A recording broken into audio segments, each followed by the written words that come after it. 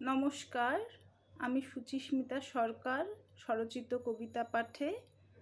আমার কবিতার নাম আমার কলমের বর্ষপূর্তি। গর্জে উঠেছিল সারা শহর, সারা দেশ, দেশের বাইরে থাকা সহ নাগরিক। গর্জে উঠেছিল পৃথিবী, আমার ক্ষীণ আওয়াজটাও শক্তিশালী হতে চেয়েছিল, সারা পৃথিবীর সাথে পা মেলাতে চাইছিল। অদৃশ্য শৃঙ্খল আমার হাতে পায়ে, তা কেউ দেখতে পায় না, সবাই তো স্বাধীনতাটুকুই দেখে। যারা হাত পা বেঁধেছিল তারা আমার আঙুল লক্ষ্য করেনি। আঙুলগুলো আমার নিষ্পিস করছিল বুকের ভেতরে থাকা অন্তরাত্মার মতো। একটা কলম আঁকড়ে ধরেছিলাম আঙুলে।